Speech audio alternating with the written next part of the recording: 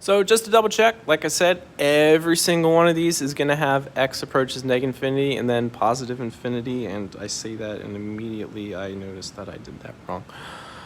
I suck. So negative, positive, negative, positive, negative, positive. X's is always that.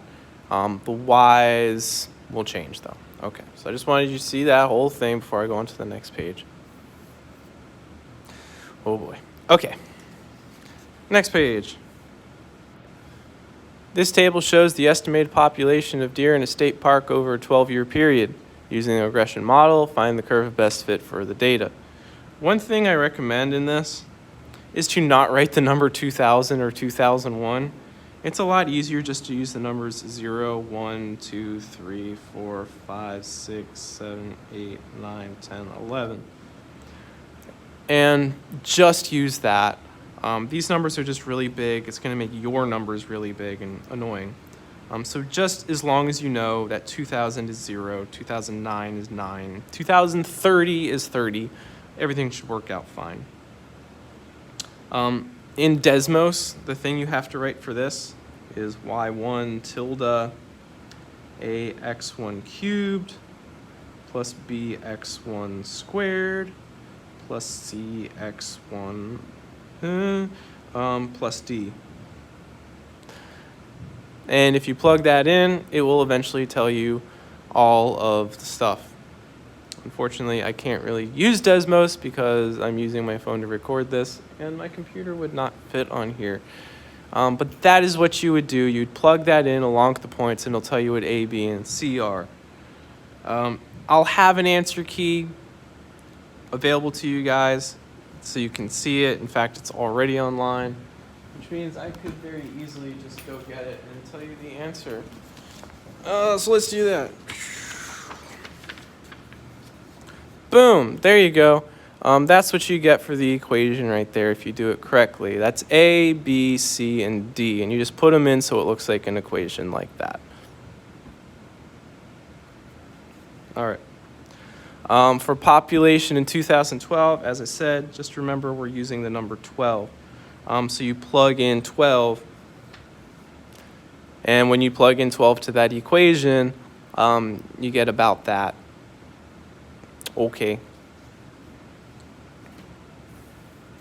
18. Use your calculator to determine the one real root and verify that it is 0. So when you look at the calculator, I believe, according to my notes, it looks something like this. Toot, toot, toot, and it goes up like that. And this is the number 3, which means 3 is a 0. Or at least it should be. It says use your calculator to determine one real root of f of x. Sweet, so we did that. It's 3. Then verify it's a 0. So we have to use synthetic division to verify that it's a 0. So we are going to write down the coefficients just like we did in the first video. 3, 2, 1, 0, nothing missing. So 1, 2, -5, -3. Hopefully you remember how to do this. Take a second, try to remember, pause it, try to remember, try to do it. Drop the 1, multiply, add, multiply, add, multiply, add.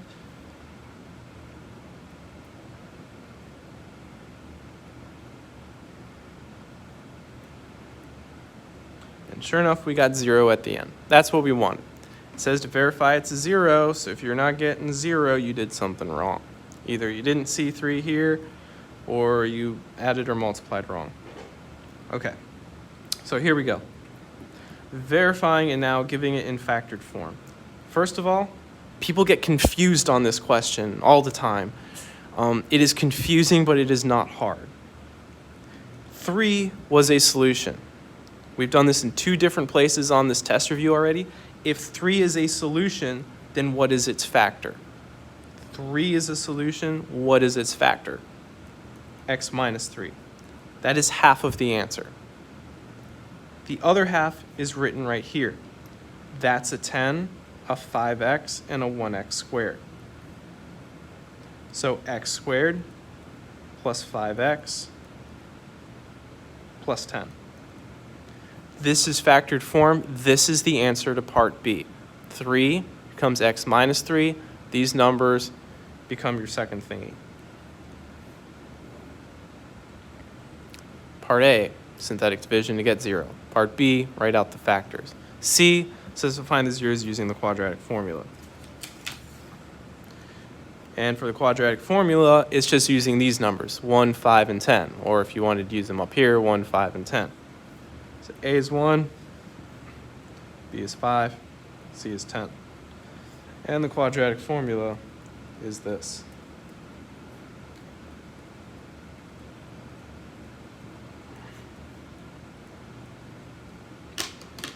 So negative b plus or minus the square root of b squared, 5 squared is 25, minus 4 times a times c over 2 times a. So this is negative 5 plus or minus the square root of, this is going to be 25 minus 40. You know, I recommend just doing this whole thing in one line, 25 minus 4 times 1 times 10. It'll make things a lot easier. I believe it's negative 15. And this doesn't simplify. The 15 doesn't simplify. The only thing you can do is take this 15 and make it positive and put an I in front. Meaning your final answers would be negative 5 plus or minus I root 15 over 2. And don't forget about that 3 up there. That bad boy was also an answer. Whoops. There you go. But then again, you know, this one says find the other zeros, so I'm not going to take points off if you don't put the 3. These are all of the answers, but the other zeros are these two right here. Which, since it's not, you could technically say no solution, but they work. So there you go. Awesome.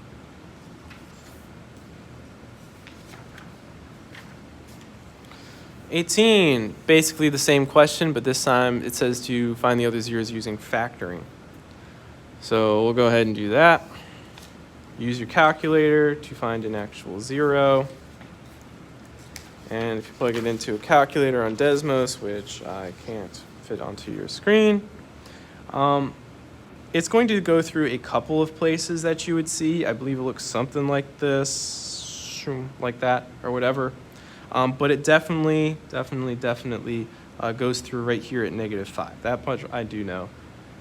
These ones I don't remember if they're whole numbers or not, but this is definitely a negative 5. So that's what I'm going to use. So once again, determine real zero, verify it's a 0. So I kind of accidentally used up all the space that I had to do that. So I'm just going to do it down here. Negative 5. 3, 2, 1, 0, everything's there. Coefficients, 6, 25, negative 29, and negative 20. So 6, 25, negative 29, negative 20. See if you can do it or not. 6, multiply, add, multiply, add, and oh, what a coincidence, we get 0. Cha-ching! And this right here, we're going to use as a negative 4, a negative 5x, and a 6x squared for one of our factors for part B, because you know it asked for it. So this is the answer to part B. 6x squared minus 5x minus 4. But remember, negative 5 is a factor too. If negative 5 is an answer, then what's its factor? X plus 5. So this is factored form now. Okay. Then it says to find these other zeros using factoring, which means hey guys, factor this thing. The way you do that, there's no GCF. There is a number in front, so you got to do the AC method. 6 times negative 4 is negative 24. Needs to add up to negative 5.